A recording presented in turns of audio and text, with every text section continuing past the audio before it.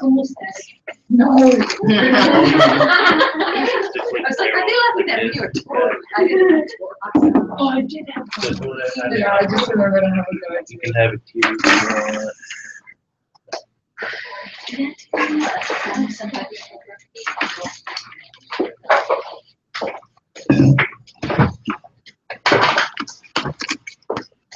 Everyone, happy Wednesday. Yes, beautiful, Yes. Happy Wednesday. Closer Water to and Friday. snack right here, and I'm going to turn the lights on. Thank you so much, and we're starting on time. Perfect. Thank you so much. How's everybody doing? knows Yes. our Kumu today. Yes. And I just want to say real quick, I appreciate Leanne being flexible. I asked her if she's able to make it earlier, and she was. So we're excited to be able to start class earlier. And I did this in case any of you wanted to join in with Abhi Misraki. He is teaching from 7 to 8:30 at Calvary. It's not mandatory. So I know most of the class said they'd probably just go home. So you have until 6:40, give or take. So thank you so much for your flexibility. We're excited about having class with you today. Thank you. I'm excited to be here. You folks have no idea, really. You probably do, but I've been so fortunate to have connected with you folks, as I shared last class. And we all live busy lives. We lead busy lives, right? We are busy and purposeful and meaningful. So it means so much that at the end of our day, you folks still are here with me to learn and to grow.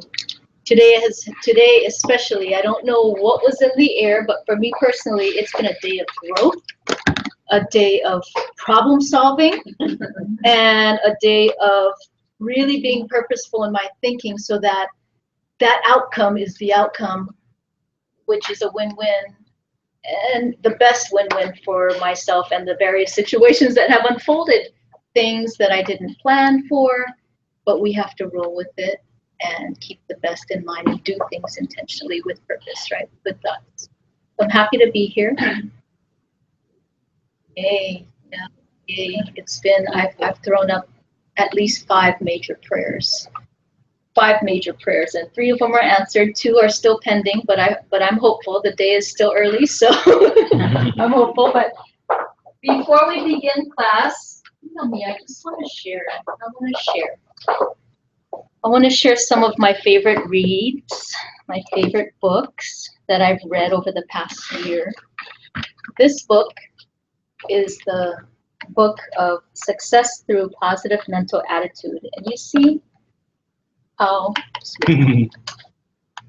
cherished it is and how it has character. I'm keeping it together with tape. It's marked up and it's stained, right? But the words in here are so valuable. I bought this book when I was 17 years old, when I was leaving for college. I found it at a thrift shop for $1. I had a dollar bill. I didn't race for the quarters that day to get it. So I bought it because I started reading it in the thrift shop. And this book was written in 1960. The book outlines what it takes to succeed in life. And it's a simple formula. And I pulled a lot of tonight's teaching from it. It's one that has been read by millions. And it comes down to 2 simple things. PMA stands for positive mental attitude. NMA is the reverse, right? Negative mental attitude. And what the book emphasizes is we all have that power. We don't have to have a coin, but if you want to and choose the heads is PMA and the tails is NMA, whatever works for you, but just know that with or without that coin, each and every one of us has that positive mental attitude or negative mental attitude. We control that power. It starts with our thoughts, right? And that's what we talked about last class. What you think about, you bring about, and you achieve as a result of believing your thought. So this book has just been a phenomenal read, and I read it at least once a year. It brings me back.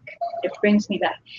I'll be honest, I didn't read from cover to cover when I first bought it. I would dabble in the chapters. I would see what jumped out at me wherever I was on my journey. I haven't read this book cover to cover in a long time, and I recently did, and it has just been so powerful and instrumental. And more importantly, I've realized how much of this I've pulled and taken along my journey, whether it's pursuing college, leaving home, living in the mainland where I didn't have family, I didn't have my own. I had to build, I had to find, I had to connect, right? Or whether it's becoming a mama, raising those 2 of the 3 beautiful mothers. Anyway, I wanted to share this with you folks. Of course, you can get it on Amazon. I'm not advertising it, but the library should have it. And most of what I have learned throughout my years, I've realized that I can obtain that knowledge free from the library or stumbling across it at a thrift shop for less than $1.50. But the power of the knowledge that you learn, right? So this is awesome. This second one is Happiness Advantage. Anybody heard of this book? Bright orange, you can't miss it visually. This Happiness Advantage, so you guys all know that last 20 years or so, there's a lot of studies being done on the brain, right? The power of the brain.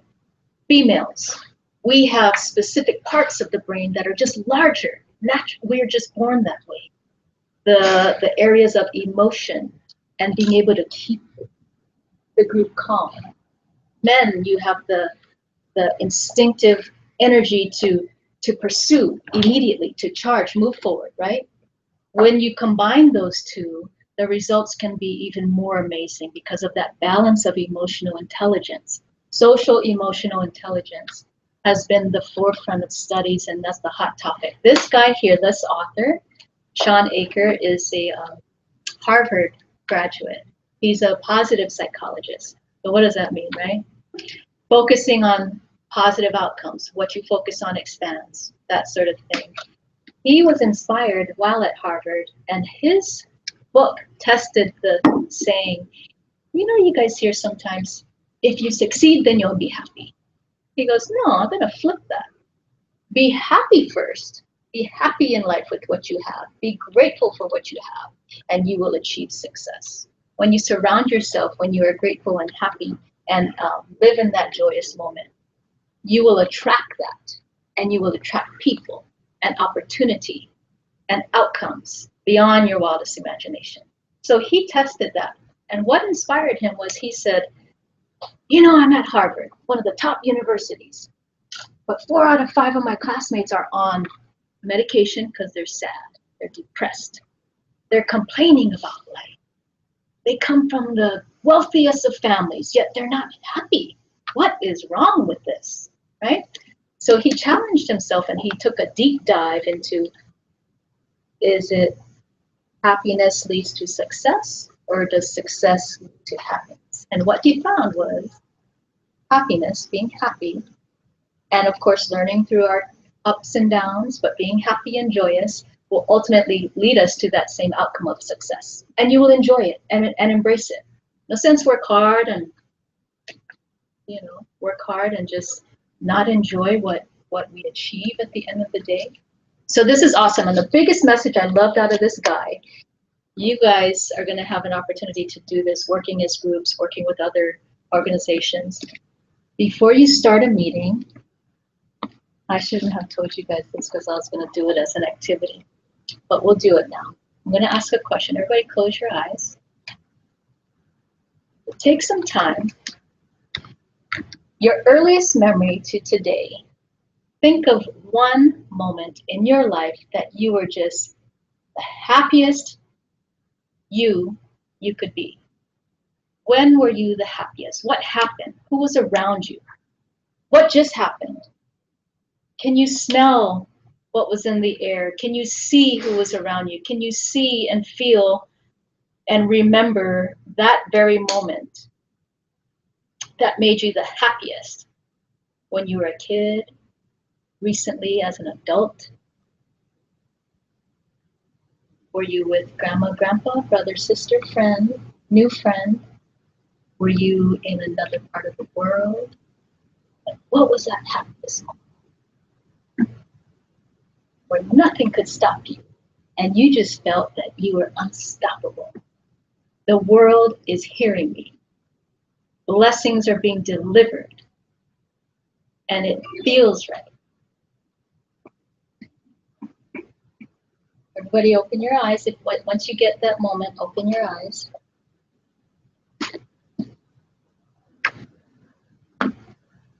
Everybody good? All eyes open? Good. So you know what's coming next. If you're willing to share.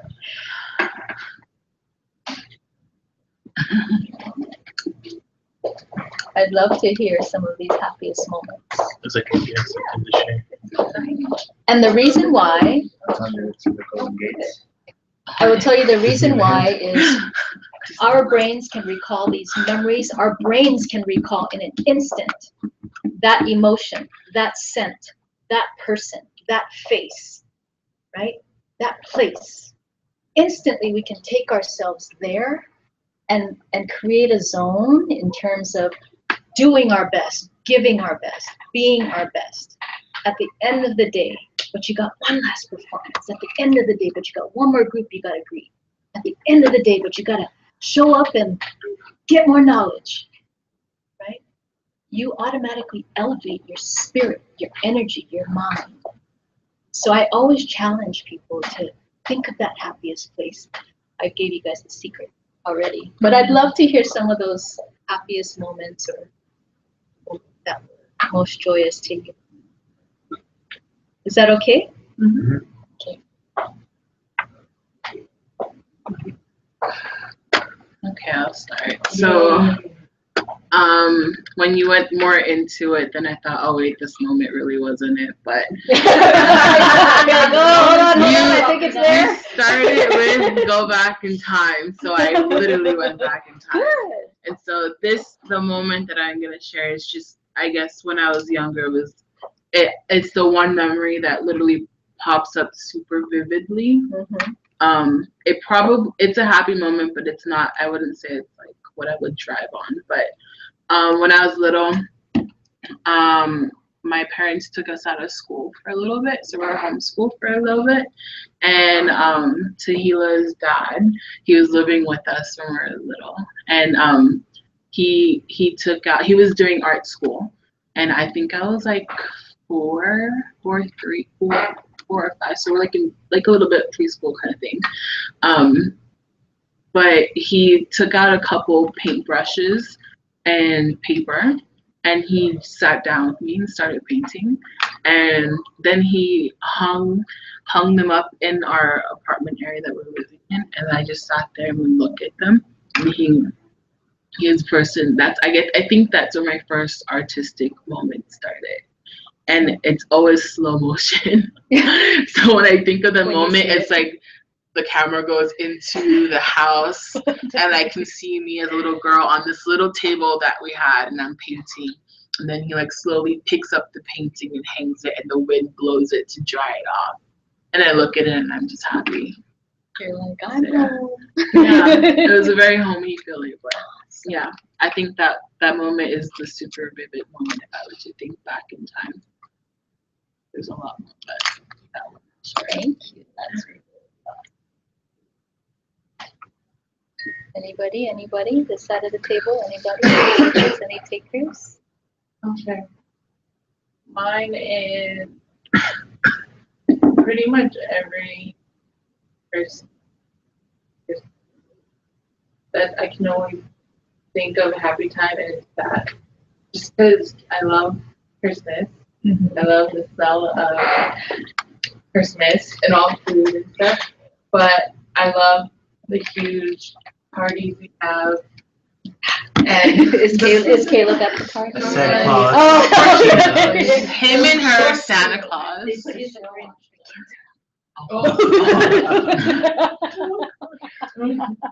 But we have big parties, and then Christmas morning I love, because it's just my family, and then after we open gifts, then sometimes our extended family.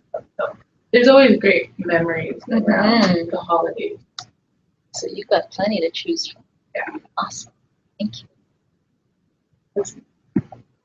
I think for me it was in Korea and I was 14. It was the last night of the tour we were doing, and all the what do you call that? Like the sound system didn't work inside for worship. So and it was our last night. It was our group, and it was a group from Australia and then the group from here. And so Uncle Rudy was like, "Let's go outside." He's the leader, and he's like, "Let's just sing like worship outside." And it's like I think 1 a.m. I'm pretty sure we would gotten complaints, and so we just started singing the song. My favorite and we were all screaming it. And this is the trip that I was kind of like I vowed to God, like if I give you my life, like change it from here now. And I remember this moment so much because I literally stopped and just kind of seen everyone singing, and like I realized like wow, like I'm different, and like I'm gonna miss these people, and I'm still like honored to be a part of this group. And like I felt so happy in that moment. So I think that's like I never forget that moment. But just like realizing like yeah, it was nice. Thank you. That's nice. Thank you. Oh, anyone? Go ahead. Well, I was flooded with memories as you kept talking. I was like, which one do I choose? I know, sorry, And, just you gotta know, give I'm a little older than everyone, so I got a lot more memories. I was thinking, oh, that's probably, but two that stood out to me was when I was told when I was pregnant with Toria, because I was told I couldn't have babies, and so that was a miracle moment. I remember it was like everything just shattered, all the impossibilities, the things that were said to me by the doctors, and it was just like one of the most exhilarating moments. Because when you're told no, you can't, and then all of a sudden you get this report, you're like. And so that was probably a very exciting moment. I remember it was in November. I was in my room. There was such a cool breeze through, and the sun was shining, and all I could do was stare. Little did I know what was. I could just stare for hours at this child. That's the miracle. So that moment with I can remember the cool breeze, the sunshine, feeling so sweet. And I have the same story, similar with my son. Couldn't have a child again. And the moment that I found out I was having a child, like that shattering moment, so just exciting. Thank you. That's beautiful. She wasn't born near Christmas, was she? Yeah, November. The month before. Thank you so much.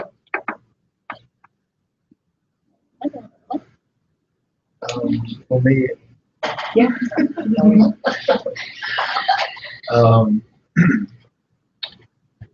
there was a trip we did, some random trip to Singapore. We did with a good friend of mine, and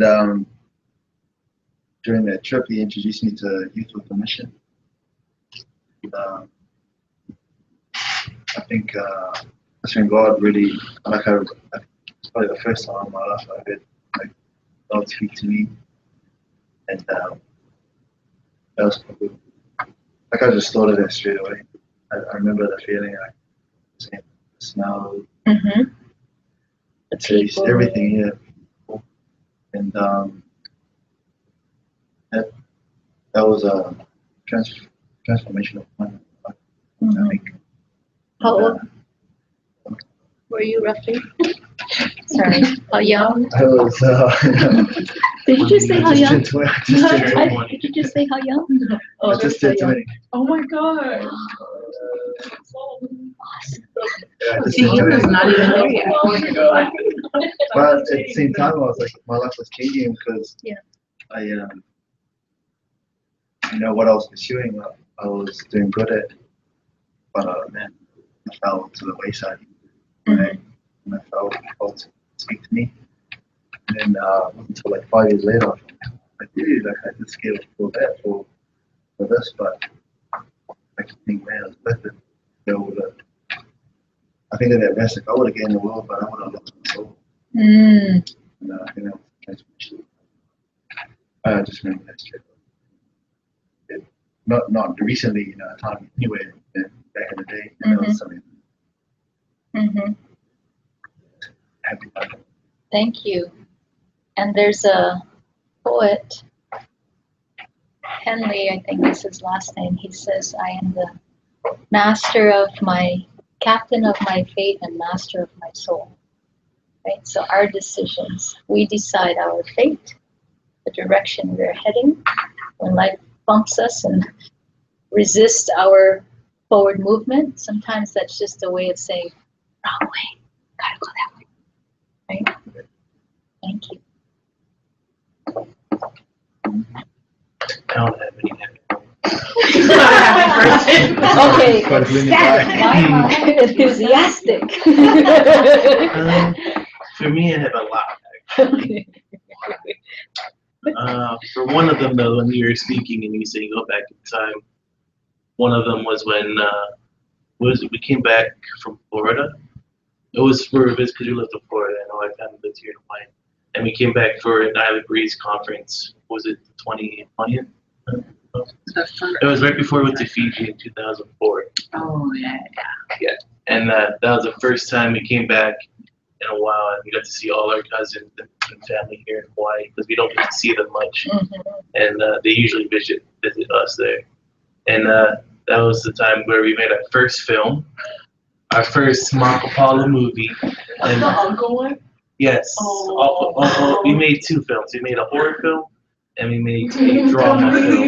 We made a horror film and made everybody watch it, and they're like, you need to tone your stuff. So in the second film we did, we killed somebody. Yeah, they said They died in the car I said, crash.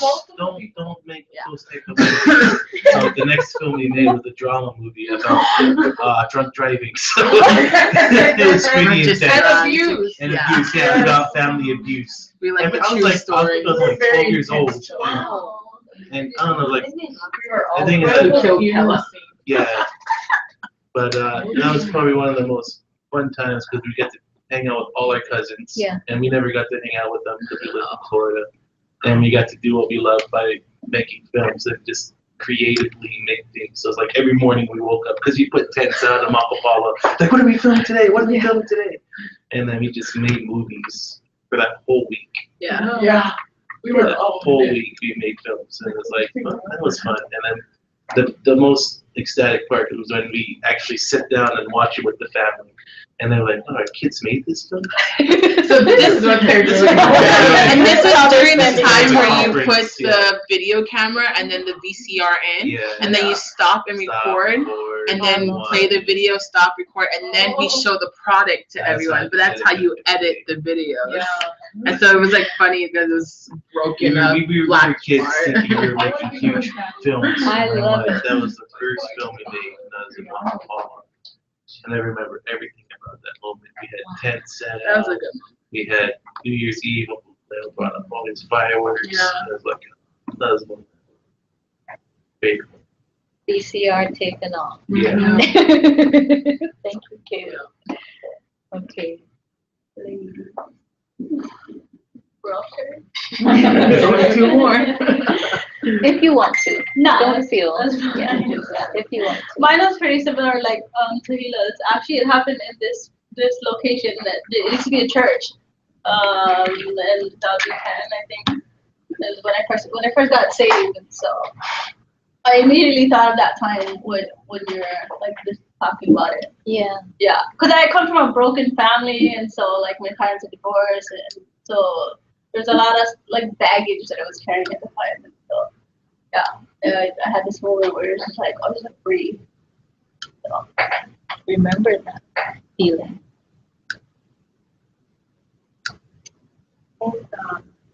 yeah, traumatic. I was gasping for the happy thoughts when you're going through your own talk. Where are they? And then I like, whenever there's a problem, there's a happy part of it too. because like I came from a broken family as well. And I think if I like think back as a child, like we had like lots of taro or fruit and goats, rabbits, chickens, and stuff. That's my chores is to feed the animals. We get the eggs from the chicken. We had root beer plant and stuff like that. So try and make my or like what do you call it? Those strawberries and jelly, beer drink. Wow. Because I couldn't afford those things. I try and make what I had. Nothing wrong with being resourceful. So I think one of that is like one of my therapies as a child. We never had the Bible, but somehow I got given a children's Bible, and like I read that the whole thing as a child. Like bringing that. And I'm that kind of child, like in 3rd grade, I told my mom, we're leaving, I'm taking the kids to Kona, and I live in Hilo. I'm walking the kids, we're hitchhiking, and I walk the kids, and she joins me, and we get picked up 3 houses down by a stranger, and end up in Kona, and we make a move here. So like, I have a lot of drastic things that happen, but followed up by with a good or a vision that drastically changed my life. Thank you. Thank you. Thank you. I'm from the youngest one, but as I'm older, because those are circumstances as a child that I have to deal with. But now I'm older, like, of course, it's my baby for the little steps that they take. The little steps they take, and we all take, even as grown-ups, we take those little steps in our own way. Yeah. Thank you for sharing, everyone. What I want you to remember with that is, no matter where you are, what team you're on, you know, because again, the busyness of life, but yet we have to perform, we have to deliver, we have to produce. Take a moment, put your teams through this exercise, get them in that state, and regroup and move forward. Yeah, so that's the power of this book. Then this is the last I'll share, Bouncing Back. This is one of my favorites. It's becoming one of my favorites. So as we've all shared with our upbringing, we have certain moments that have shaped us, or we can recall that take us to that place. Bouncing Back speaks about the power of the brain. It goes into a little bit the differences between the female brain and why we are sometimes more naturally talented in areas of calming a group of mixed personalities in the room down and getting everybody back on track. We have a larger hippocampus and hypothalamus portion of our brain where the emotional side of us lives. And then men have that just go-to, you know, from A to Z, the straightest line, fastest way sometimes. Not all, but in a nutshell. What the power of this message has taught me is that regardless of who we are, what experiences we've lived, we have the choice to take those experiences that we've shaped based on our past. We can actually break those apart and reconstruct a new meaning. So, on how to solve problems. If in the past we just ran from it, we can learn and rebuild and find a new approach to the same problem. Rather than running, we can, okay, step one, take a breath, step back, you know, ask for divine intervention. We can define the problem.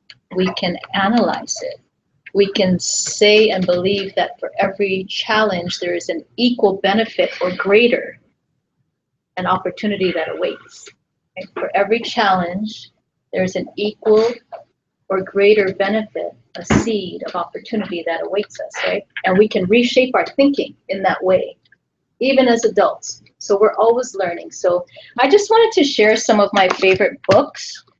And the very last thing is, if you're not journaling, do you guys journal? Yeah. I've been journaling for the past 3 years. And would you know that what I journal about happens? Even being here. I wrote a year ago that I would be back. I didn't know how, I didn't know when, but I went back and I found it. So journal, capture your thoughts, capture your burning desires of what you want, where you see you. Remember we talked about last class, where do you see you in the future and what do you want to be doing?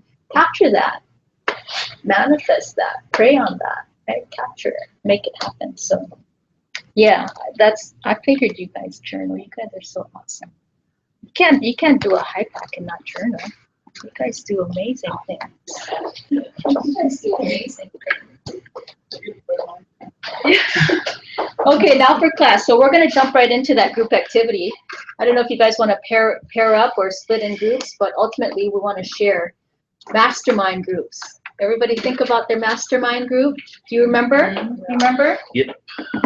We go back. So I just shared mine, and I do have, God is definitely a part of that. That goes without saying for me. And sometimes my mastermind, my board of directors changes, and I respectfully reshuffle. But this has been for the most part at least 2.5 years running. I just added Maya. It was these three. And again, I look at the characteristics, knowing what they were doing, how they led at the time they were here, how they arrived at the outcomes, the lessons learned, whether through talking story with my grandma, my mom's mom. She was the youngest of 8. Her family was so poor. She was given away because they couldn't raise her. Yeah, so she was given away twice. Abusive households that she was raised in. She ran away, found her biological parents, and just begged to do anything to stay. Go hungry if she needed to. She was a janitress at Pearl Harbor. When Pearl Harbor was bombed, she was 6 months up high with my mom. But grandma didn't feel well, so she stayed home. So she lived in Honolulu, Oahu. She stayed home that day. So I thank the Lord that grandma said, you know what, I'm not feeling so well. She, I believe, graduated from Farrington High School. Yes, Farrington High School, loved volleyball, but taught me resilience and just being grateful. I remember being in grandma's kitchen. There were 2 avocado, 3 eggs, and a loaf of bread. And she said, we had plenty food. And it was. She stretched. We had avocado sandwich, sprinkled a little sugar on top, made boiled eggs. She could stretch, and there were 6 of us, plus mom and dad and grandma. She could feed us off of 6 things, right? So she taught me resourcefulness. And then, of course, Oprah and her leadership and her thoughts and how she aligns spirit, energy, and just doing things with intention. Know what you're getting involved in and the impact you will have with the people that you're connecting with or serving, and know that outcome. And then learn from what happens, because there are as much planning that we can do. You all know this, as much planning that can happen. There are unexpected events that just, find our way. Find its way into what's going on. And then Maya has been such an instrumental voice of reasoning for me in the past year, and a humble heart, and walks with grace and serves in the way that she does to build peaceful communities. I didn't know how passionate I was about also trying to shape peaceful communities. So that's a recap on my mastermind group, but I would love to hear some of yours. And I'm going to ask you all to share. So do you folks want to talk story? Break into 2 groups first, get comfy with it, and then share? Sure.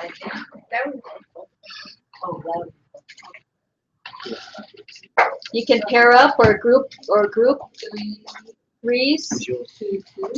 Yeah, if you do three, however you folks want. I can jump in a group. What you folks want? 3. Okay. Wait, where's 3? 3. Yeah,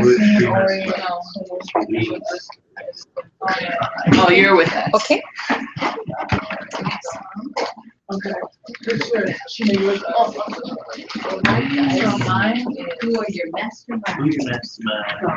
Another way of calling it is your board of directors, right? Board of directors that you go to and seek guidance from.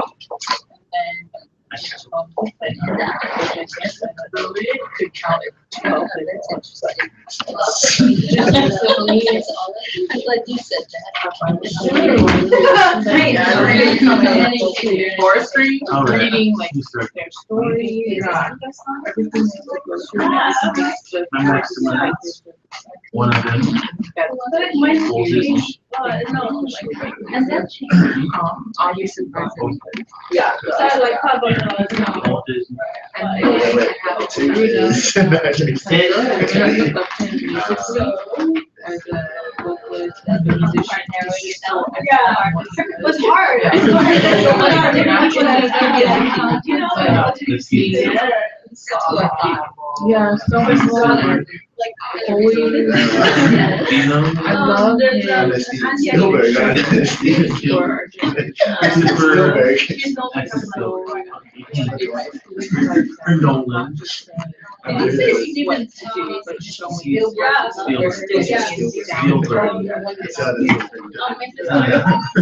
he's a boss. Christopher Nolan. Even though I don't know him, he's so personal. Very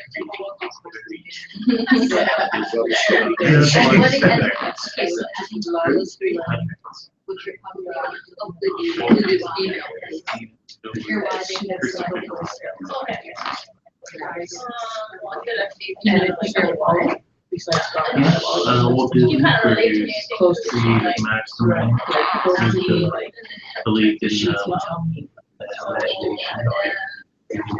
accomplish everything. There was no boundaries. She's been through a lot, so.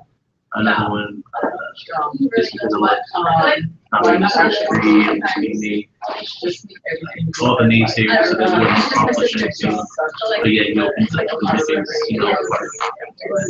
And another one, Steven Spielberg. Yeah, I actually say Steven Spielberg, just because his first film coming up. It was a very small one. I don't know if you guys have heard of it, but it's called No Man. And it was when he was, I think, in film school. He was joking about it last $10. And it came out and people loved it. And he got paid $30,000 and he was very successful. He never lost touch of filmmaking. I didn't think Even when he became big. That was like my entry line into Island Breeze. Element of I suspense, worked in the surprise, and using all I know, RJ, I like Christopher Nolan. I like his intense Nolan that did like Dark Knight. Well, actually, He does a lot of extensive, so his Dunkirk. Dunkirk. He does a lot of he takes the Get in. creative Yeah, stuff and then he turns it Now into look, you have like a Dark Knight. Yeah. Those real life, like a real villain in the real world. He's not really into like It's a 5. the magical, My husband. realistic. Okay, 6. So, Oh my gosh. I like his approach of films. His style of filmmaking. Well, my grandma was she took care of us, like I said. So, like, My dad's servant artist, and my mom's huge, but yet looking at yeah, she raised like 13. I love it. Yeah. every person. The strength and the heart that just never. And more into her relationship. And more. She reminds me of the What was on my, he's on my wall of failures. I don't know what to say.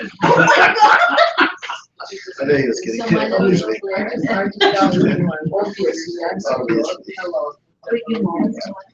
No, but listen to Caleb. Hand me that tissue. So you know my daughter, I gave her, she got an angel doll and she. I got another one too. That's cool. David. No, mine was,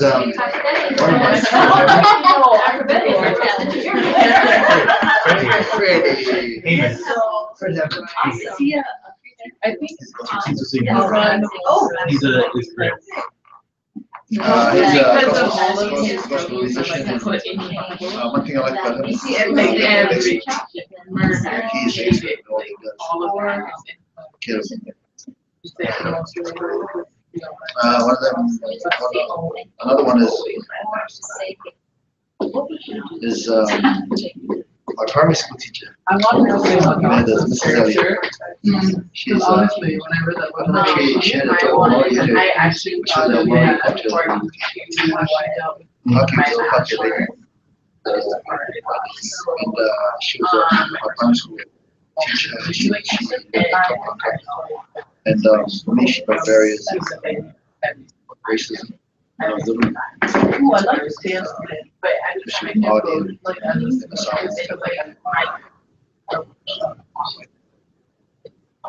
one of my favorite worship leaders, Um, and I always Jen John. she brought water. She's a hockey lady. Or like what doesn't matter if you're a person, So she brought the ones that kind of you can Everybody. tell when you look at it, just Is saying that what they right? want, and then you can tell the ones that are like just very. And I think that's so reason why it's kind of like directors, board of directors. Just But the way that he the way that he makes society. yeah, like he yesterday was I like this one. Really, he goes to high level. Everything should be treated like the way He goes that to it is, offset, the he has, love of the struck like. debate in I know, like not Gal Gadot, but like set Wonder up Woman. a I forum never knew where her story, people, like what she stood ask for. questions. But I actually, I was reading that and People, like, do apologies. as Wonder Woman, You know, and, to be loving, Robbie, strong, right. like she's so innocent that she wouldn't have done. You know, Very smart. I really like it. And Actually, he that's what I thought approaches about smarter guys. And he just one line is that's you. And then the last one is my grandfather. His name was Paul. Quite to the hop. For me, without knowing, he opened up the cultural side. No, I used to say, He was, he looked like he wasn't quite. those were just He spoke Maori. Yes. I try to use the term Yes. Very powerful. It would He's be. I always talk to my. he watched TV. We had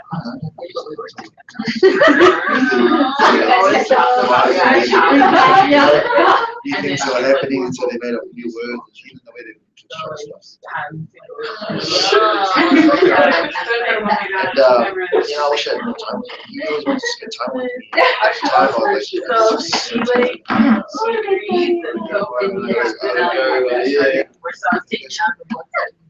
and then, you know, when he passed away, because of his namesake, his brother asked me to stay, his cousin asked me to stay up. Definitely have different. And with their protocols being slightly different to the way the rest of the does his protocols. So, I had all this work. All right. So, yeah, All right. I gotta, because I just got selected for rugby. So, Yeah, I was just trying to get I was, we had the thing on I think I don't like the I'm one on the spot. option, because then I will, it will keep up for Endless side, endless. For those, like, Oh, okay. 3, I can choose yes, no, maybe. Okay, But when yes, at the something. fourth, then I'm like, oh. So, yeah, I She usually said do that that. more than one. I have more than one, then I'll give you, I feel like it's not fair for everybody. I got that guy. Yes, for it. I love To the that. top. Very smart. So I gotta kind of like stay with them. Thank you, but I love that this compared own rate to international. Is everybody now sharing with me? Yeah. Let's do a quick break then. Okay. Share those. Let's take a 5-minute then. So,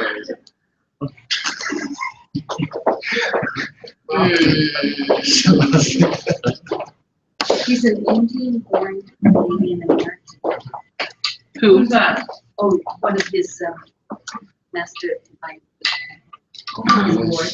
Ravi Zachariah, an Indian-born apologist, Rabi. defender of tradition and evangelism. There's Where these does he live Indians that and came work? Does yesterday. he live and work, I or think is he he lives still? in Texas or somewhere. Oh, okay. He's Canadian-born Indian living in In Texas. Nice. Yeah, somewhere like out of there. Yeah, no, it makes sense. It makes perfect sense that Moa should know him.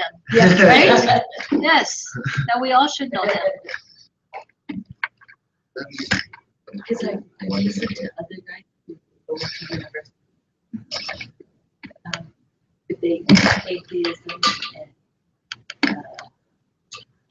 and the existence of God. Amazing. It's See, my pretty phone like, There's no is in front of Disney University. World, so you just kind of, yeah. every time I open it, I just look happy. Is it? Yeah. How dare she?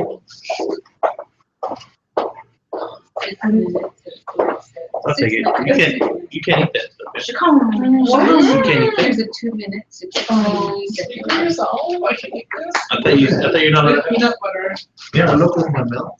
Look, were you not there I when love I that. cheated? Are you done?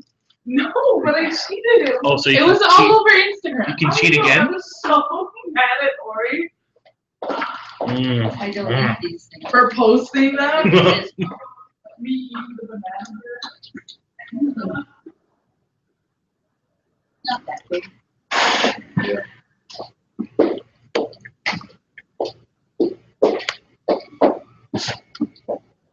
I don't know why it's not open. He's got one here against Oh, a Muslim.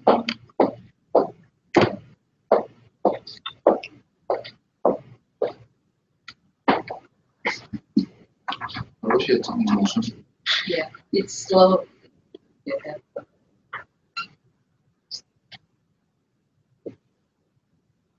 Code of life that is not sufficient to envelop society like Jewish Talk law or about Jesus. Islamic law. How do you think Christianity can Is it fix the actually world? good? Is the absolute law He's that's Muslim. there Oh, is not present in Christianity itself? You can't love thy neighbor and love thy father and just bring it on from there. Okay. Question that you just said, I'm a Muslim. Thanks for asking. It's a wonderful question, and I can see actually why when you embrace it, because when you look at the Islamic code, everything is enjoined, everything is prescribed from your diet and your fasting and all of that. It is all enshrined and all the way up to the Sharia and the law, etc. Jesus stood in stark distinction to both Islam and in the way the Judaizers were using the law. He never came to destroy the law. Made that very clear. He came to establish it. What he reminded us is that by the keeping of the law, no flesh can be justified. This is a fundamental difference between Islam and Christianity. That in my faith, I can be absolutely certain that I am forgiven. Not because I'm righteous. You would be pure will of Allah, whether He chooses to grant you that salvation or not. But don't ever forget that what Jesus actually said was transcended the written law in any way. For example, He says, you say, you should not commit adultery. He said, I'm telling you, to look upon a woman with lust, you have already committed adultery. Wow. He has already established that now on a higher plane. He says, if you hate somebody, you've already committed murder. If anything, he establishes it on a higher plane than either the Quranic law or the Judaizers. Wow. So let me take you to what I think is a classic response to your question. If you take You can tell she's just so in it. and see what Jesus I like how you can tell it's not about the Have you ever, you know that song? She is in Bethel.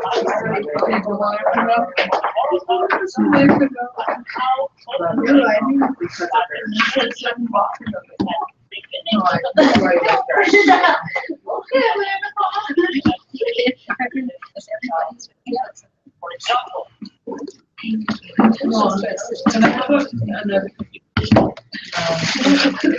Thank you, though. With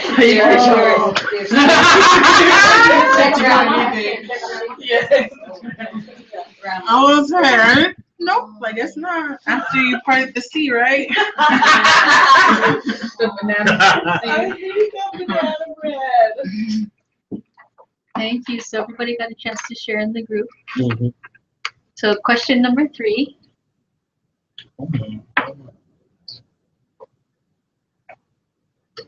Oh, a lot. It helped me a lot.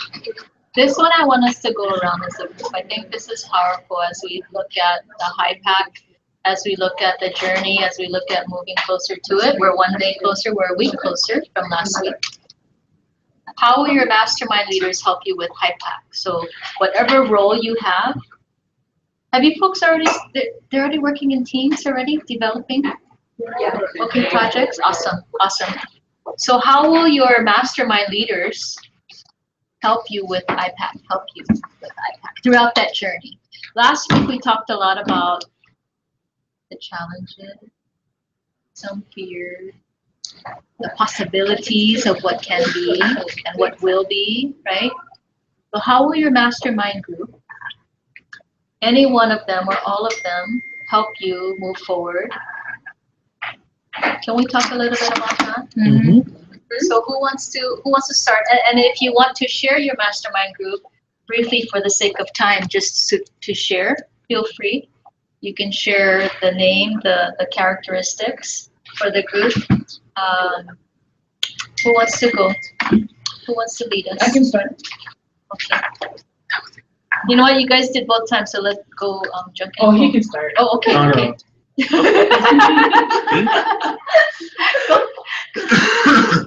Ladies first. Oh, thank you. Go ahead. So, of course, God. Yes. I just put him on there.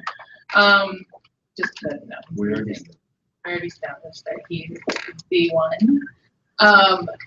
Then my mother for her wisdom and guidance.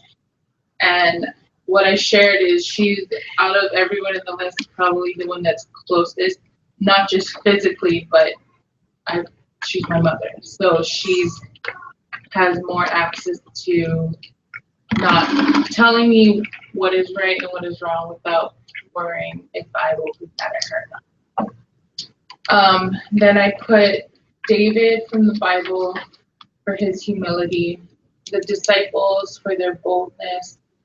Dave Beering, he's one of our teachers, and I just really admire his teachings on leadership and relationships and just not just relationships with people, but with God and building our relationship with Jesus and stuff.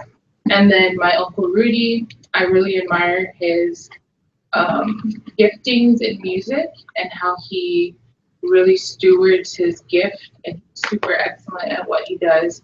And also, I super admire his leadership, especially for our generation, the younger generation.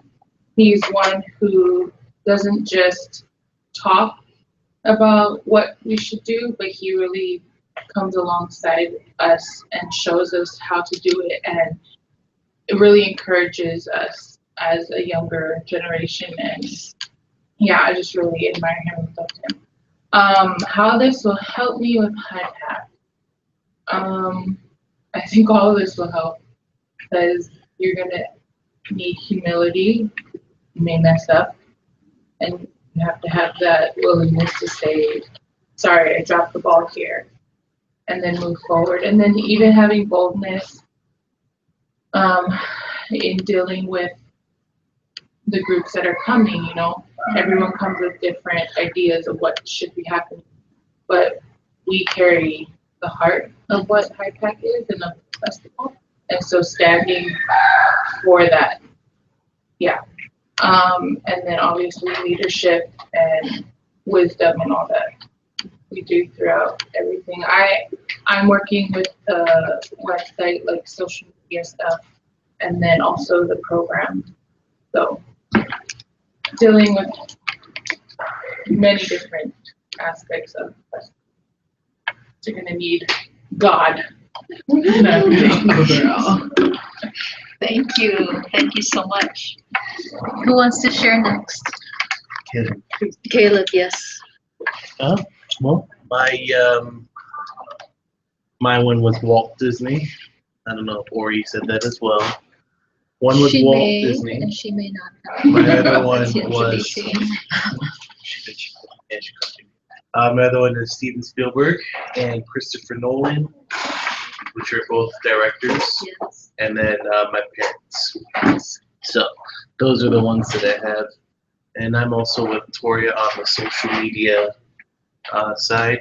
And I feel that with my masterminds, they unlock the creativity that we need to pull people in, to get them interested into what we have to say, and can we do it effectively, as like Steven Spielberg, who is very intent on his films that he makes and is very intentional on what he does, and Walt Disney with his creativity, and Christopher Nolan with his precision in filmmaking. So it's kind of like, what can I do to bring people? So yeah. Thank you, Caleb. Anybody else? Yep. More? Yes.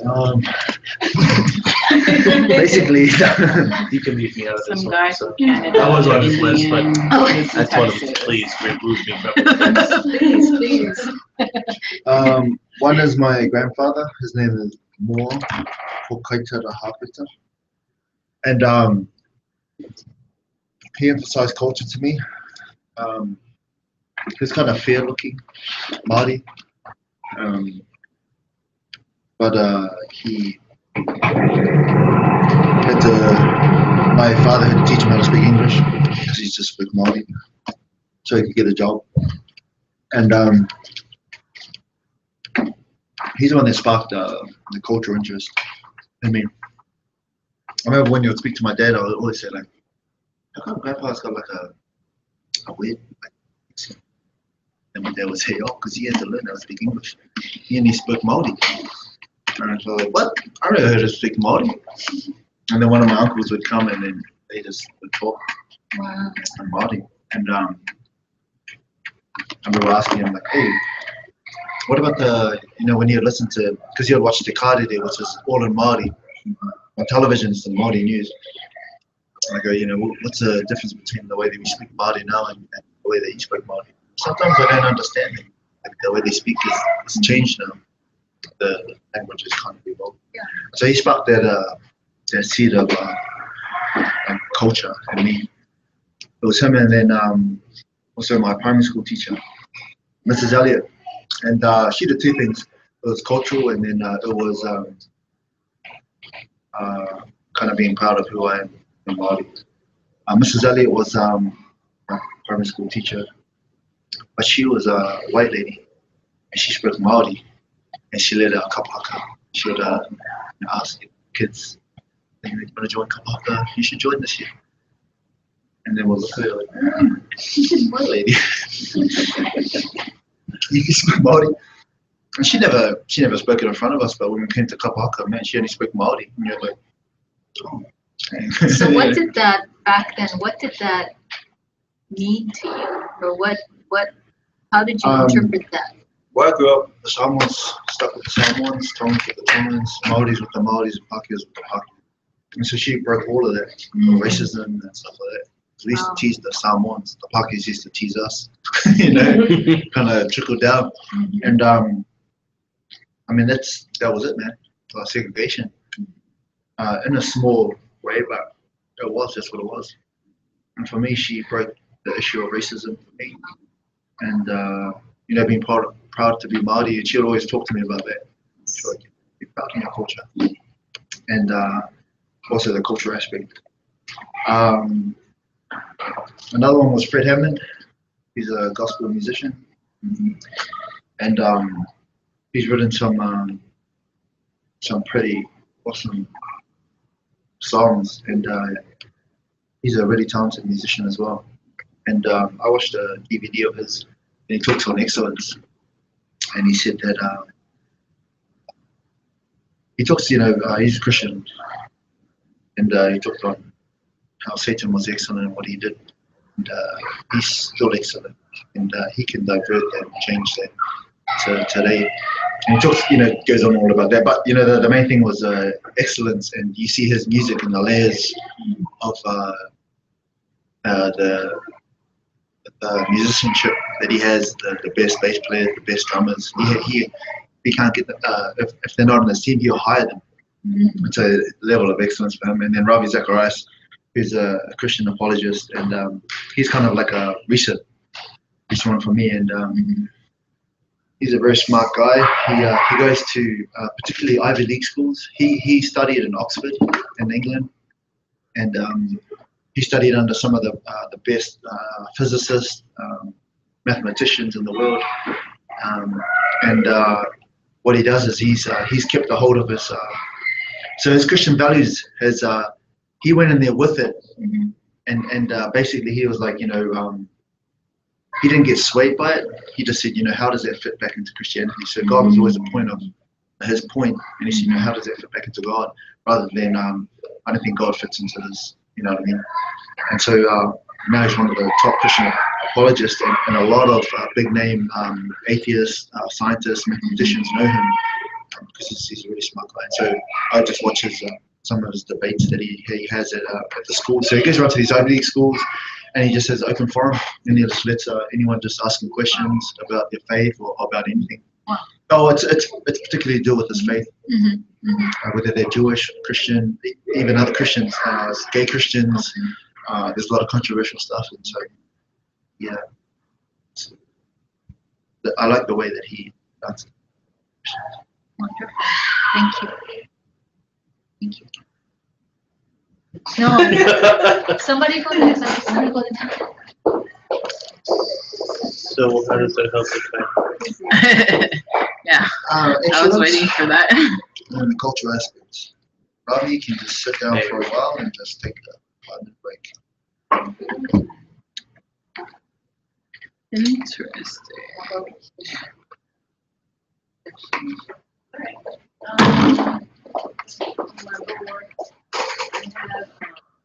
Papa Bob and Grandpa. He always challenges me to be honorable and to follow these steps to be honorable and to remember my authority, how I come under a certain authority. So he always challenges me to follow those steps. And then I have Auntie Paula. She is a woman of strength, and she's a learner. So she inspires me to be a learner as well. And to the Hala, finance, she's good excellence and discipline. She instilled that in me. And my husband encourages me. He's quick to forgive. He's very kind. And the grandma, very serving. I have several work and all these other things.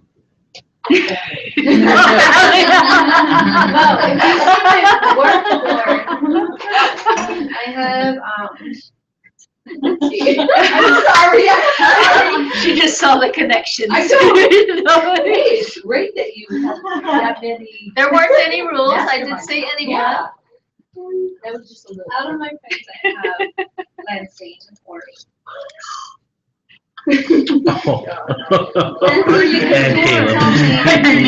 Lansing can tell me like it is. And I accept that. And Ori's because she reminds me to be relational. Nice. And then Caleb. She's my heart. Nice. Nice. And I have Auntie Becky because she's just right in the middle. She helps me to see both sides. And out of the Bible, I have Paul, Elisha, and Enoch. We got the Bible too. I have different books. I It's train okay. and I grab things from different places. But Enoch because he walked with God. And Paul because he did everything. And then he changed his life. So, okay.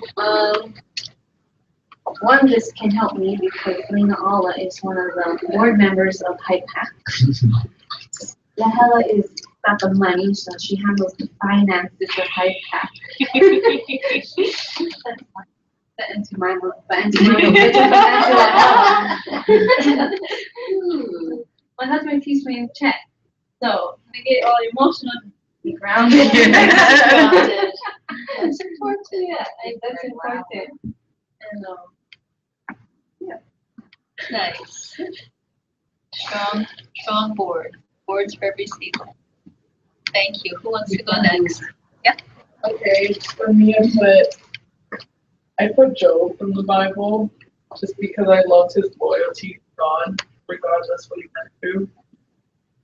I put Uncle Rudy as well, just because I love his leadership. I love how he relate so well with any generation, and he doesn't just walk the talk. He does it too.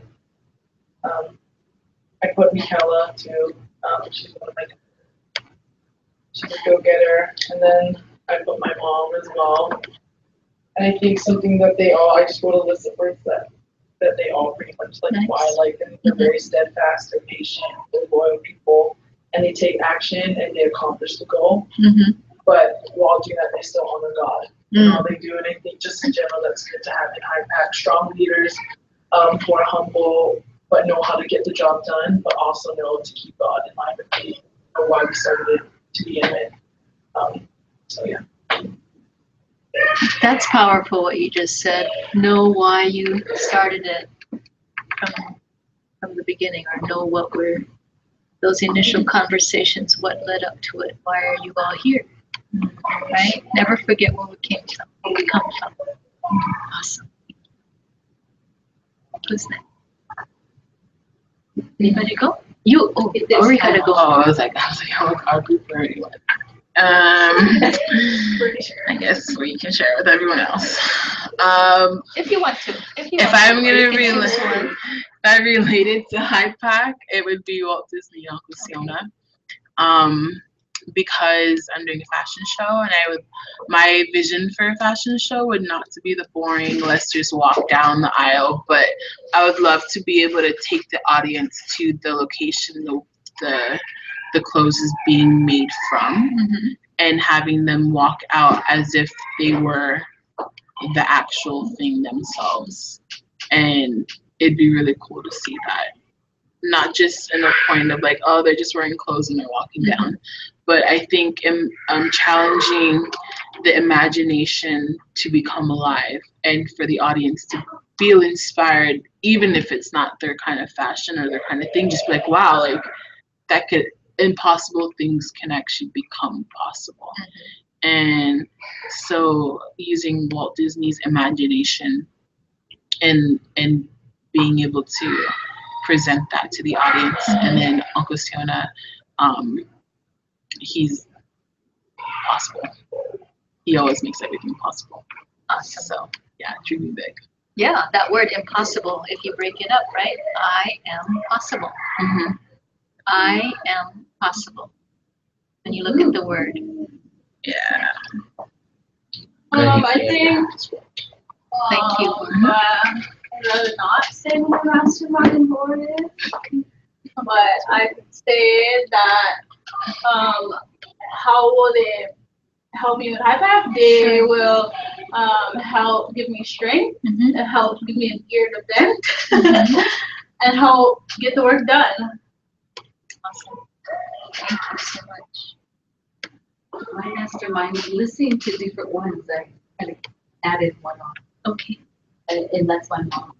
You know, I keep thinking about how she was so lovable and open, and she shared and had the ability to just draw anybody, any age, any person. I remember when we go someplace and she just needed to tell her, she'd be telling her life story, and then Mike got into. And I guess I started doing the same thing, just open up and do a straight work. But I loved that. She played ukulele. She had a huge heart, always giving, we could never come over without them giving us something that always had to give. I think that's where I get that love. You know, the when they say, "What's your love language?" Yes. And acts of service. So she's definitely on my board. She's in. And another one is my GOZ committee, which is Dr. Robert Heidler, Chuck Pierce, and yeah, I'm trying to think. I need some women, so I have men on my board. So Dr. Heidler, because he's one of the teachers who has the ability to take a very complex concepts and teach them in a very simple way where you can grasp the concepts. And so I love that about him. And then Chuck Pierce, because I love his apostolic and prophetic gifting that comes, challenges me about times and seasons. And then I have my Kim Clement is also one of my mastermind group. He is a very positive prophet. He always sees the hope and the positive, where you have a lot of people saying the world is ending, everything is bad. He always finds that hope in the midst of what's going on in the world. And I love that. And Ayanna is also one of mine.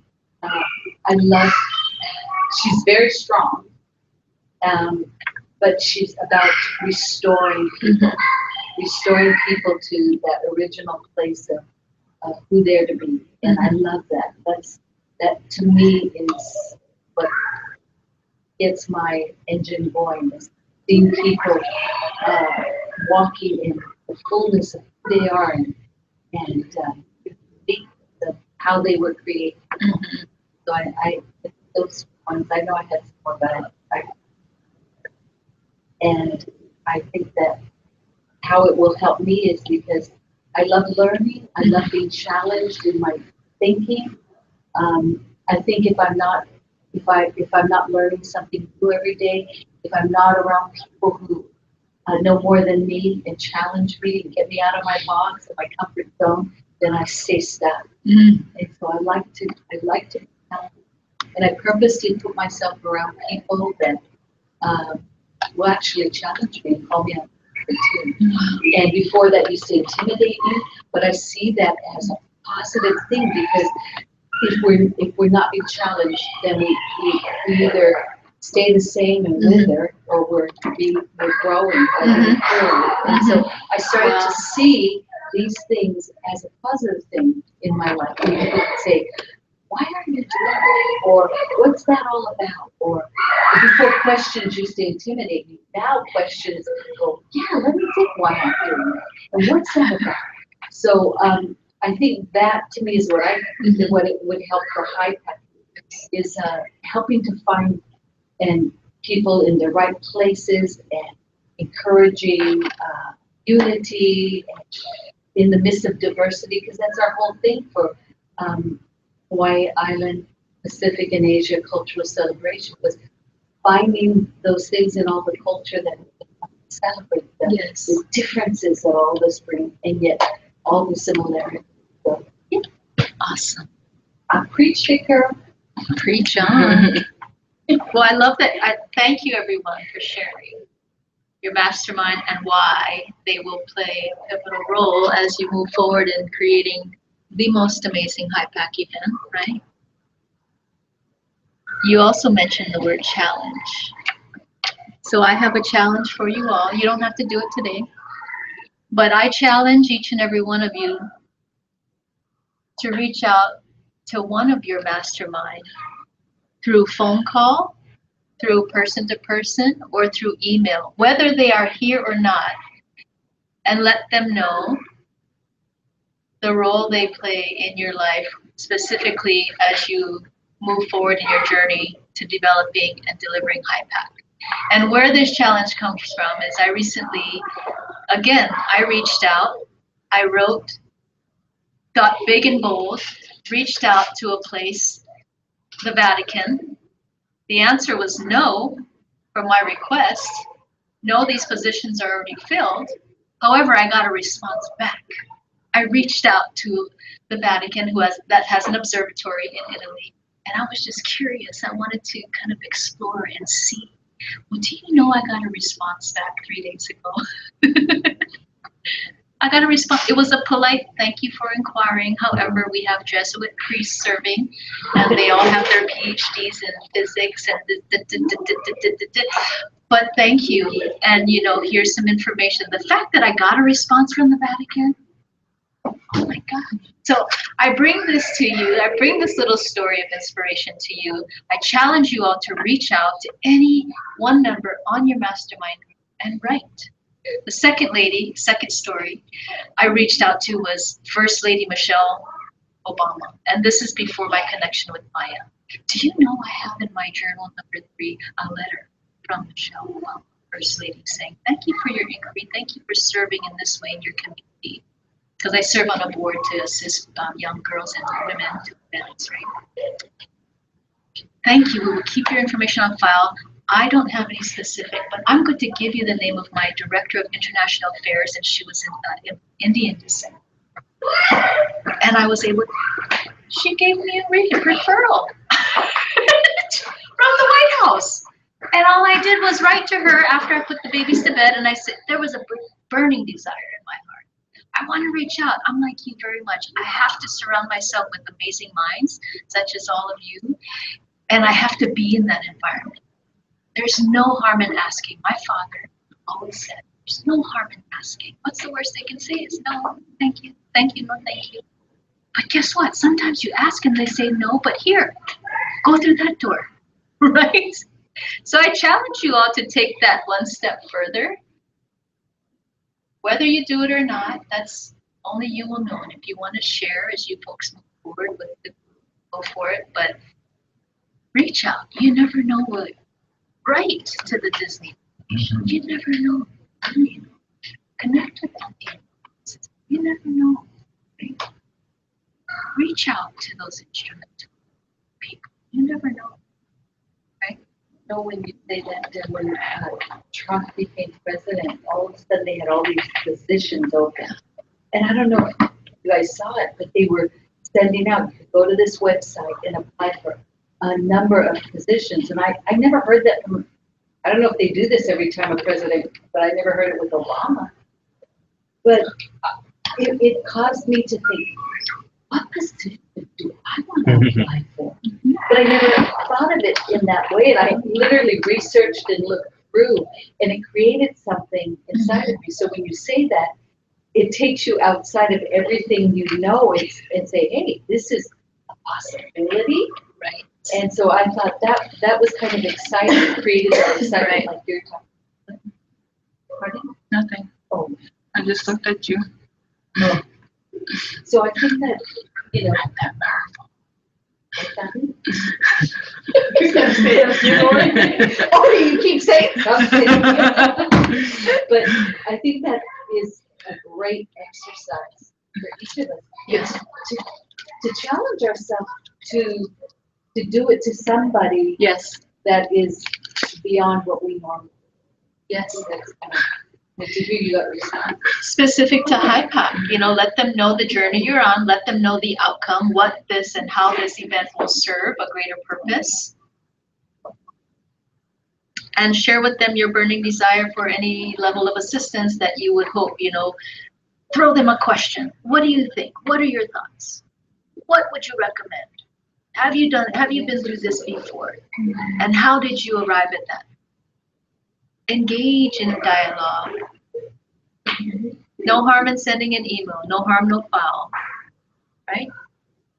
No harm in going up to a person if they're here and saying, thank you so much. I'm going to rely on you in my time of need and creativity when I get stuck, I'm up against the wall. It reminds me of the time that Leila Allah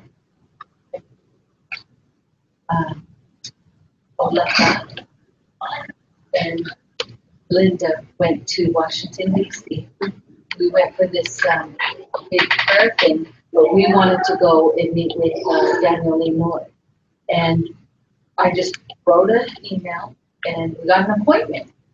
And we were like so nervous. What are we gonna ask him? We just wanted to see if we could get the appointment. We did. And then we were like, we gotta have some intelligent questions to ask him. And it was, you had to go through all kinds of security checks and different things. But to go into his office and be able to walk in and sit down with him, this was years before he passed away. It was such a privilege and an honor. And he sat there personally with us, and we had like 20 minutes with him. And he asked us questions. What did we think about Hawaii, and what was the greatest need in Hawaii? And I don't even remember what he said, but I mean, it was one of those moments like you talked about that you challenge yourself. You just did it. You weren't sure if it was going to happen. And then it did, and you find yourself sitting there going, oh my gosh. And they want to seek knowledge from you. They want to hear what you have to say. It was a powerful experience. So it can happen. Absolutely. And along that point, just to expand your point, plan for it happening. Be careful what you ask for. My mom always says, be careful what you ask for, Lee. You might just get it. What you going to do then? Be careful what you ask for. Don't plan to ask for something and then hope to not get it. Plan for it at that ask and plan to receive. And see yourself giving that response, right?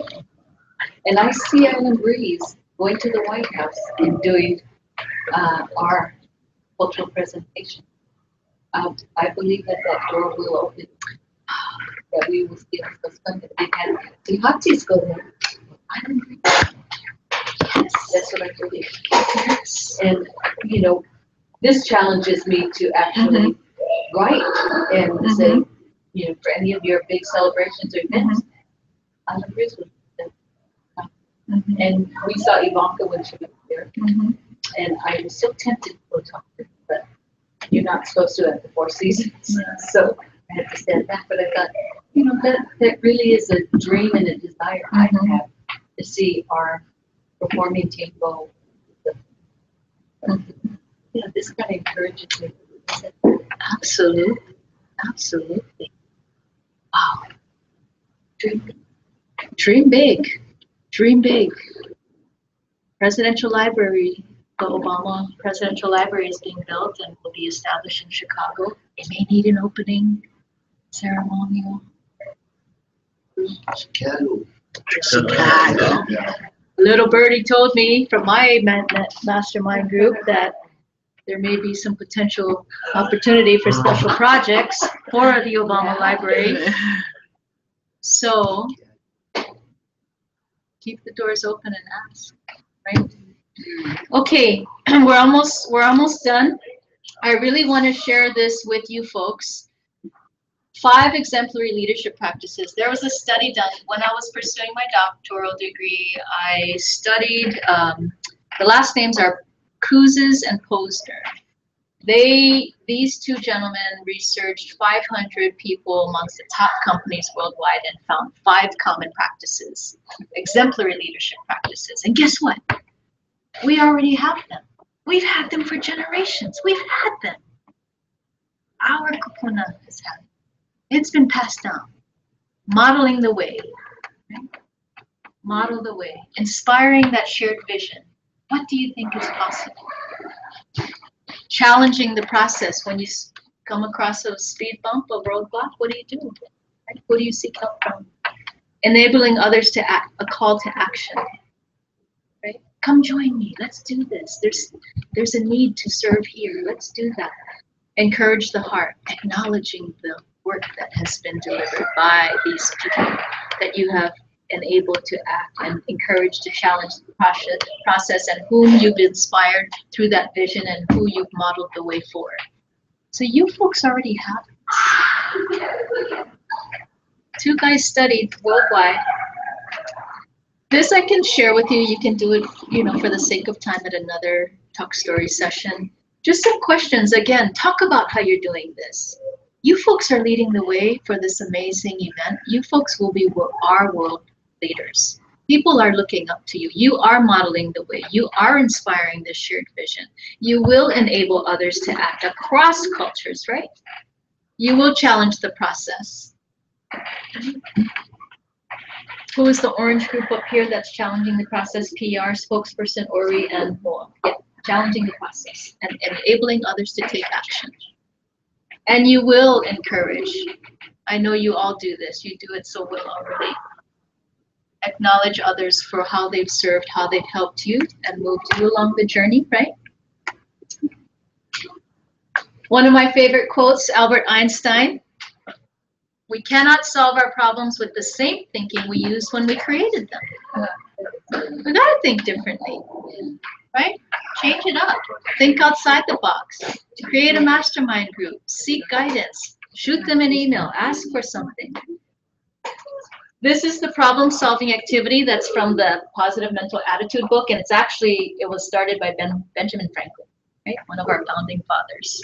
But look at the steps. Step 1, as soon as you experience that challenge or problem, stop and ask for divine guidance, right? Say that prayer, seek divine guidance and intervention, acknowledging the problem. Step 2, thinking time, find your seed. Spend some time just thinking of that challenge. Don't freak out, don't panic, don't fall over, don't faint. Sit and think why this problem is here. And know that there is an equivalent seed of greater benefit that will come as a result of that problem. So guess what? Say, that's good. This problem is good. Embrace it. Because guess what? When you face that problem and you define it and analyze it, right? Step 3, you state the problem. And when I do this, I'm a lot older than all of you, but I'm celebrating a birthday soon. But for the past 20 years, I've approached most of my life's challenges in this way because it stops me, it calms me by seeking God first for any challenge, right? And I just say, okay, for this adversity, there's a equal or greater benefit that will come out of it. Whether it's just an introduction to a person that I didn't know, whether it's a door that will open that wouldn't open. I state my problem, just one sentence. I analyze it. What does this mean? What could it mean? You know, what led up to it? Define the problem. Be clear about what that problem is. Say out loud, like by yourself or whoever you want. This is the problem I got, and guess what? It's good. It's great. Because with this problem, I know will come a solution. Oh, what's good about it? Turn the problem into an asset. I was with the county research and development. I have a problem. They are not letting me lead workshops and empower people to pursue their purpose. So guess what? It's good. I'm going to go seek another opportunity. I'm going to continue serving in this way in the box, right? Within this little box. But my mind will constantly be challenged to live outside the box. And that burning desire will burn so bright that I will call into my life opportunity, right? Keep searching for one answer that works and try it. Keep working. So you brainstorm, you do a mind mapping of your own solutions. What are the possible solutions that could come as a result? How can I get out of this problem? Write it all down. Find one that works and try it. And guess what? When that one doesn't work, try the next one. Something will work. So this is a really powerful exercise. And I wanted to get into that later, but that's just, I'll end there. I wanted to leave you folks with some tools. You folks probably have a process for problem solving moving forward, but especially in teams. You can do this with teamwork too. So solo in your everyday life or teams, it's going to be critical as you develop HiPAC and deliver an amazing worldwide performance, right? Yeah, it's going to be fabulous. Any questions? Any questions? 1 minute to 6:30. Any questions? Well, we just Comments? had our podcast and workbook on problem solving. John Maxwell is one of our mentors and teachers. We do our weekly podcast and workbook. So it'd be cool if some of you would just give feedback, because I thought that was interesting that you didn't know that, but that was our whole thing this week was on problem solving. And so maybe you could just comment on that from what Leanne just spoke about and what stood out to you from this week's teaching. So maybe we can start with Ori. And John Maxwell is a spiritual He is a Leader? he is a leadership teacher. He teaches globally, worldwide. He has tons of books on leadership and the different, like 15 laws of leadership, on failing forward. Thinking for a change, Yeah, 17 just irrefutable everything to laws do of leadership. Yes. Do you know I have about 12 of his books at home? There you go. This is like, this is stopping me right now. I'm still breathing, but this is stopping me. Yeah, he's an amazing teacher. I'm gonna I've been studying him. Thank you for sharing that. Go ahead. So I like problem solving. Yeah. I think it's an artistic thing because we always have to figure out if you can't do it this way, you need to find 50 other ways to make it possible. And so I like problem solving. I've been able to, the two things that came out was, I forgot what I put down. It's not always about you kind of thing. Can I read your word? Yeah, can you read mine? You put the size of the person is more important than the size of the problem. Yes. And then you put rethink your strategy. Rethinking your strategy. So I used that this week. We're out of our monarchy room that we are in. So we always have this long line and a whole process when we go outside for check-in. So I thought of doing a different way of checking in and a different way of having everybody flow in so it doesn't look like thousands of people are waiting in the sun and all. Yeah. So we tried something different and it worked. And I think when you do problem solving, it's having to get out of what you thought. Like a lot of people are like, this is my idea. Like, and you're not open for change. Yeah. But the thing is, you need change and you need everyone else's opinion to help. So not making it all about yourself, but re-looking at your strategy and asking for opinions. And so we did it the first night and it worked perfectly fine. I asked everybody else in the other departments, like the photos, did this work better? Was the flow better? And they're like, yeah. And then the other part was with my greeters on how quick they can deliver people to the other side. And last night we tried it again with a different crew, and some had very strong opinions. And they're like, okay, so let's come with the solution. We're gonna do it this way, this way, and this way. And they're like, yes, that sounds perfect.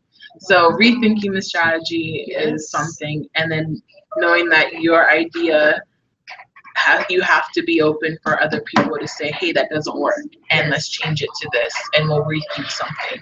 So not being attached to the solving the answer, but being able to have everyone else give it input and make an answer.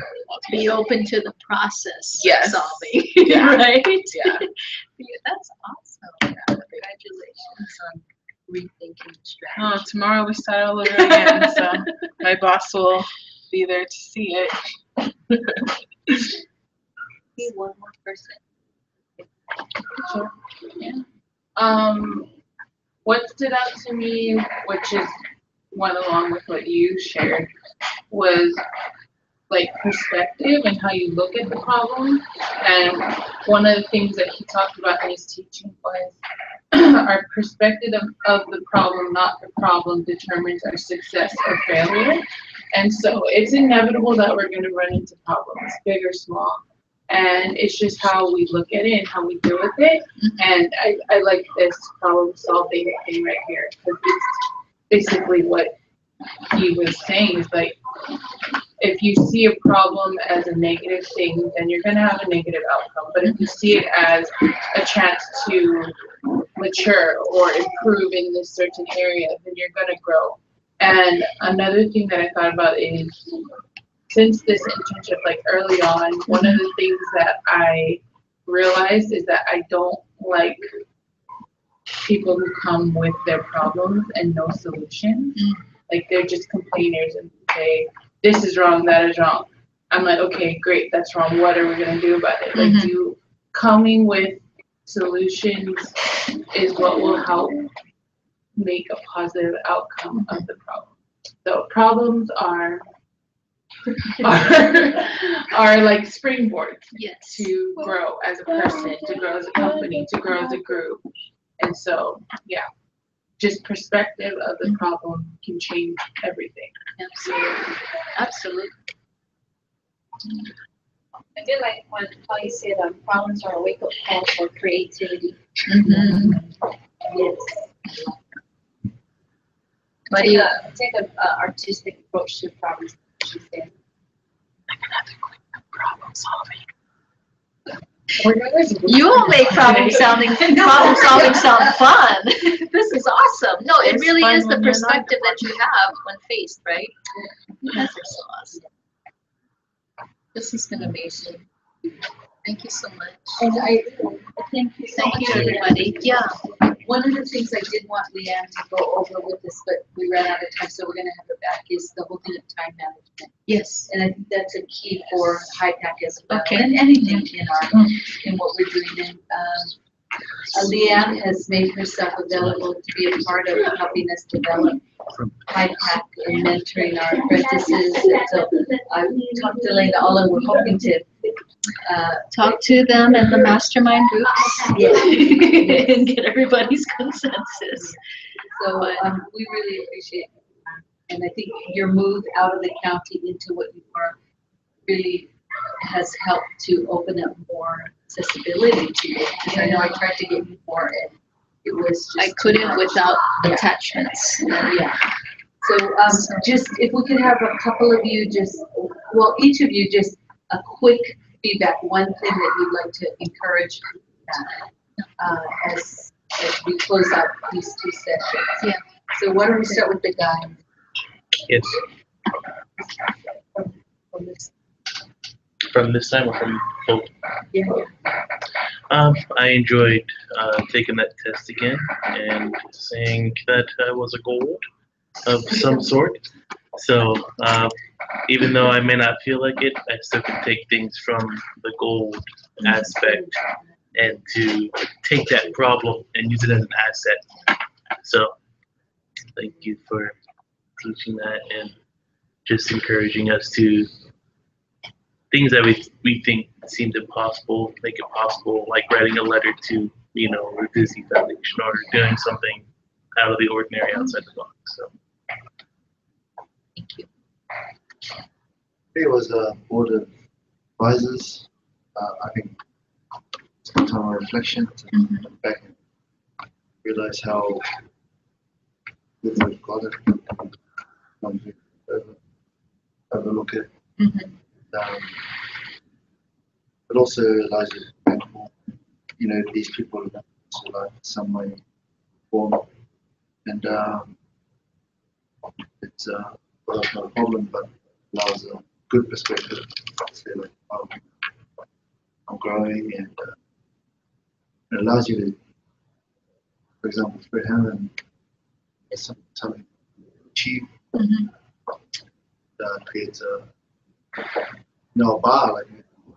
I was just thinking that word. Yeah. Higher bar now, and so not just thinking about who these people are, but also thinking how are they challenging not only for HIPAC, but Absolutely. Thank you. Yeah, I think too, it was highlighting the leaders in our life. I don't think we do that as often as we should, or it's not something we think about normally. But to think about it, it's like God has placed these people in our lives for a reason. So we have no excuse to say, "Oh, we never really had that person in our life." Like I think it's just my mom and Kelly related to me, but there's two people I know who aren't related to me, but they've impacted my life so much. It's not like Sheena, but I mean that's what I mean though. Like there are people in your lives who are gonna impact it and are there to help you and guide you, and they don't necessarily have to be your family, but it just takes us recognizing those people. So I guess it's like looking at the bigger picture, and also just like thank you for taking us back to like what was the happiest moment. That too, I think it's so easy to get caught up in everything that you do, forget to highlight the things in your lives that made you so happy and why you're where you're at today. Is a moment that you remember. So yeah, so thank you for that. Thank you for sharing. My highlight was everything they said, but also from last class, you asked us what our purpose is, and that was hard because I thought I knew, but then actually think what really is my purpose. Like I know my tools, I know what I have, but why am I doing it? So thank you for asking that question and causing me to think about that because that is so important to know because it just helps define even more why we're alive and why we're living and why we're doing what we're doing. So that's what I appreciated from our time. So thank you. Thank you for recognizing that. It's powerful. Well, you feel encouraged now that I will be more happy. Love it. And it is a good thing to reflect back on our leaders. That's something that shapes us and builds character. And yes, and I'm going to be happy for condition for signing my new house document. Nice. Awesome. All right, I know your answer to that question when it comes back. What's your happiest memory? August 30th, sharing of it, and then when you sign it, congrats. Yeah, I enjoyed having you last week and this week. I like your passion and your excitement for what you teach. I did like what Mo had talked about when you had made us think about our mentors, and I think we got go through seasons where you have people that's in your life and mentoring you, but then then you go through seasons where you're yeah, you kind of have a mentor, you kind of don't. So it kind of just made me think am I seeking out guidance and from leaders, you know? And so thank you for that. Yeah, it's fun having you back. Thank you so much for having me back. Mine was think, believe, and achieve. Those are the 3 words that you had mentioned, and I shall practice those. Yes, 3 simple words can transform. Awesome. Thank you so much, Leanne. I thoroughly enjoyed it. From the first time I met you, I knew I wanted to continue to stay connected with you. And I love I'm always drawn to that positivity in people, and you exude that. I love passion, positivity, and I just enjoy your your passion for what you do. And I can tell you love people, and you love to pour into people, and that always gets me excited. And I can tell you're a person of growth and forward movement. So thank you so much for really your time given to us, and I trust that we will continue to have more time. So we want to end just this time because we know we're going to have more time. Yes. Just with Ori's going to do a little presentation, and so. Oh, a presentation. On behalf of my class and the fellow students. That's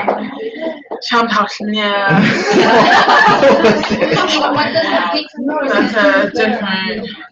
This is a piece of paper, but in here is worth so much more than paper.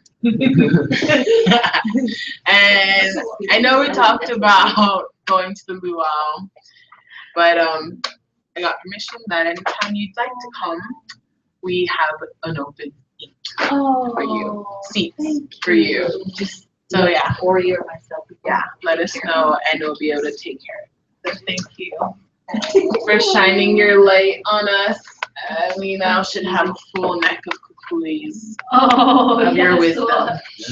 Thank you, everyone.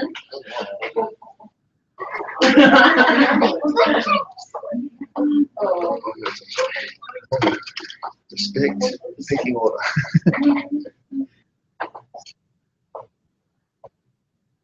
Uhola ia kamakalohala. Huaike alohala. Huaia kahalo.